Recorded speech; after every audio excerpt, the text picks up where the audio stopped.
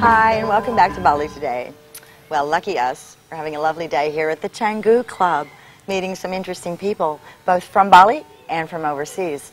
So my next guest is someone who's come to live in Bali, and we're going to talk about that experience. So I'm going to introduce you to my new good friend, Kamau. Hi, Kamau. Hey, peace. Om Swastiastu, actually. Om Swastiastu. Yeah, it's the nice way to start a conversation here, isn't it? Yes, indeed. So everybody has a Bali story. Yes. So I like to start with that. Please tell me your Bali story. My Bali story, well, it begins in San Francisco, where I'm from, California, US of A, where you're from. Sorry, look at that. I can't help it. I just go like that. And I'm gonna condense it because it's a story. Yeah? Okay, but sure. It'll take time. I know we got a limited time, so I'll condense it. It begins in a bookstore. One of those occult psychic bookstores that I was in, and I was looking for some items that I was going to put on a shrine that I was making in my house. And a woman comes up to me, a very fair-skinned black woman, yeah? And she's like, you got some very strong spirit guides around you, and they have information to communicate to you, and we need to talk. And then I'm like, you know, I'm looking at her like, you know, okay. Well, we started talking about the items I was looking at and different things. And then she gave me a card saying that she was a clairvoyant, and that we should meet tomorrow, like soon. And then I was like, cool. She's like, I can do tarot and all this stuff. I was like, you know, that's cool. You would think, oh, you must say that to everybody, you know, like it's a great sales thing. Right, right, right. Yeah. And then that's what I was thinking too, you know, cause, money, whatever. But then she was just like, no, I won't, you know, it's no charge, anything, but this is very important for you. And I was like, all right, cool. I never had a tarot reading done at that time. So the next day I met. And among a lot of other things talking about life, she mentioned that, you know, I would be coming into some money in a few months, and I would be doing a lot of traveling. I just have to interrupt. This is not, it doesn't happen every day in America. Okay? It does not. No, no. I know you may think that from watching movies, but no, this is, well, maybe in San Francisco, though. Well, yeah, maybe in San Francisco. They're a bit like that, but okay, so fantastic. Here you are. And so a few months down the line, I came into some money that would allow me to travel, and I had never left the States. I wasn't even really thinking about leaving the States at the time. Let me go see what's going on in Australia. Oh, cool, yeah. And so I was talking to a travel agent, and she said I had a free stop between Thailand and Sydney that's on the same route. And so I was looking at in Indonesia, you know, I found. And first I was looking at Yogyakarta and Borobudur, the temple and whatnot. I was like, oh, that's cool. And then I found a site on Bali, and I never even heard of Bali. Like prior to looking at this site, never heard of Bali. And so I came here, you know, it was an overall moment, you know, it was a 2-week moment, you know, that really resonated with me. What were you doing in your life in San Francisco at that time? At that time, I was doing a lot of touring around the States. I had As what? Well, just performing. I do poetry and I rap. And at the time, I had a one-act play with a jazz musician. And we were touring, going to different festivals around the country, you know, performing this particular play. And also, the clairvoyant was right. I was doing a lot of traveling. I also had got invited to go to Japan and do some work just as an artist with an organization called Peace Boat there. I read about it. The 44th Peace Boat. Yeah. Like what, one every year? They do 3 cruises every year. Oh, okay. And so, because it goes around the world or whatnot, and then they invite. They're on the Balinese calendar. Yeah. And so they invite guest lecturers and musicians and artists to come aboard. And before they stop into the ports, they'll have the lecturers talk about the countries and the guests who come aboard, because it's an activist-themed cruise ship. So I was invited aboard as an artist along with 5 other artists from the San Francisco Bay Area to do workshops on art and activism. And we sailed from Japan and got off in India for the World Social Forum in 2004. So we performed and did workshops at that. And it is when I came home from there that I had my first culture shock, when I went home from India back to San Francisco, America, whatnot. And at the time, the big hype was the Justin Timberlake, Janet Jackson wardrobe malfunction thing. Yeah.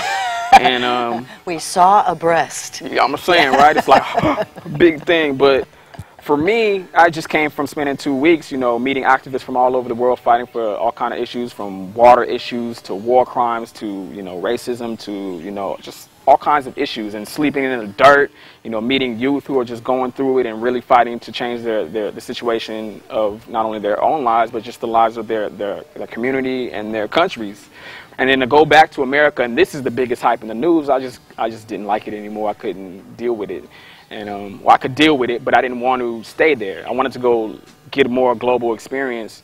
And so I made the decision that I wanted to leave, and out of my travels, Bali was the place that resonated with me the most. Ooh. So I moved here. I initially wanted to be a monk, like not a literal monk, but come here and just kind of be secluded off in, you know, Upper Ubud or something, have my own little spot, a bunch of books, and just study and just dive into it. But my path of learning is within the arts and within expression, which takes place amongst other people. It can't be any seclusion. True. And so it's the same thing when I came here, and part of the reason which kept me here so long, and yes. Because I initially wanted to move here just for a year. I wanted to stay for a year, then go back. But I met some youth here in Bali who were breaking. I met them on the beach in Kuta or whatnot. And they had all the energy and the drive to know it. They were all teenagers and young. And I really, you know, I seen that they were into it, but there were certain things that were lacking, that just because they didn't have the proper knowledge. So when I came back, I brought DVDs. Hey, check this, you know, look into it, you know, learn the history of it, see how it's going down. And then from that, when I came and stayed longer, then I found a spot where I practiced, because they were practicing on the street and concrete and all these different things. I'm like, man, to get, you know, which is hip hop straight up. Yeah, yeah. But for purposes of becoming better, then it's good to have a facility where you can really focus and you don't have to have all these distractions. So I found a facility and started working with them. And then when I DJ at certain places, I'll say, hey, come and dance, and talk to the management, see if they can, you know, get a little money for it. And just from that, it just developed. Aerial crew right here. Now, what is aerial crew? Aerial crew is the kids that I met when I first came to Bali. They would form a breakdancing crew called Aerial Crew, and so over these couple years or whatnot, they've been improving, and I book shows for them and work with them on choreography. It's not my natural style in terms of within hip-hop. Hip-hop has various styles of hip-hop dancing. There's breakdancing, so-called breakdancing, actually b-boying or b-girling, popping, locking, these different things. And I understand it all, though I don't do that particular style. I did it when I was younger.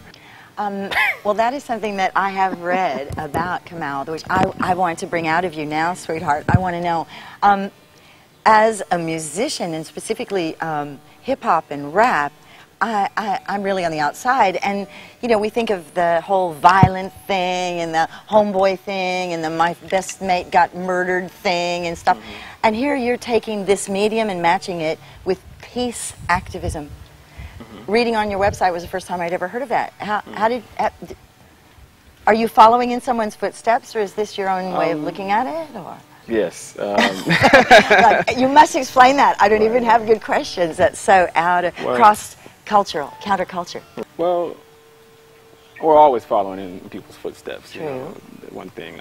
The misconception of hip-hop is a very media-controlled aspect of hip-hop that people see. That's true. We have to remember that, you know, hip-hop emerged from poor conditions, from the so-called ghetto. So poor people, as a means of dealing with the situation, created this particular culture, and which includes the art form of, you know, rapping and breakdancing and the different forms of hip-hop dancing. These are all expressions that come out of this condition. And so also within that expression is the desire to change it and overcome it. And that's the whole point of expressing, as opposed to, you know, even with the violent aspects of rap, I'd rather take that energy and channel it into words and music than really doing it, you know? Well, and you're finding that this is just as powerful a tool in Indonesia. You went to New Guinea. Yes. Yeah. Yes. And this is, I know you've been working with young people as well. So why do you think rap is interesting to people here in Indonesia? It's because it's a tool, as like I see back at home. It's changed so many. It's changed my life. You know. Again, it's a tool for self-empowerment and expression. Hip hop in itself is about creativity. You know, it's about creating something new. It's about new. It's not about copying. Its original essence of it is not about copying, about taking that and saying, I want to do it just like that. It's saying, okay, I see that, I like it, how can I make it a part of me and make it new, you know, and use it to empower myself. And so if it was created in Indonesia, it would, you know, it would have been created in the kampung, you know, in the cuts of the mountain somewhere, you know. it's the American equivalent of that, you know, because it is a means. And now look at it; it's a $1 billion industry that's gone all over the world. That's so. You know, have you done a Bali rap? Is there like a Bali rap? Yeah, I wrote my first Indonesian rap actually a couple weeks ago. Or whatever. About Indonesia or in Bahasa Indonesia? In Bahasa Indonesia. Oh, good. Give me a bit. Give me a bit, please.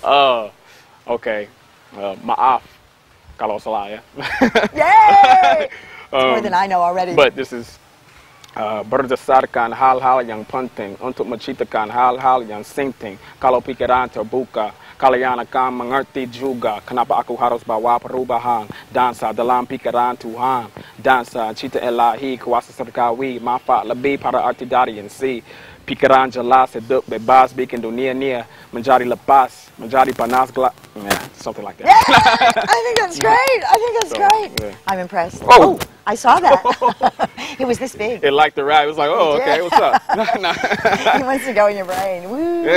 See, there you go. You have converts everywhere. Right. So, Kamau, thank you. Really, it's fantastic. We must get him back another time and show us all his talents. But no, thank you. You. Well, one more point. Yes, please. The point is like. With the spirituality, and my thing is to utilize hip-hop in order to bring that forth, because once again I see everybody as a spiritual being, and so through hip-hop it allows one's unique expression to come forth, to express their natural spirit where it's at, wherever it's at, you know, through these forms of dancing and music and poetry and all these different things. Thank you, Kamau. Thanks very much for coming today and talking to us and sharing. All right, there's a lot more, like Scala and Niskala here in Bali. There's a lot more to people like Kamau than you may see on the surface, and unfortunately a lot more than we have time for today. So we're going to take a break, and we'll book you. We'll book you to come back. We've got to do a big show where we get all of the talented creative rappers together, and you can show us what's happening, because I love the way it's crossing national boundaries and of youth. So thank you very much. Thank you. Oh, it's so hard to say goodbye. Okay, we'll take a little break, and we'll be back with more of the movers, groovers, and legends. Thanks very much.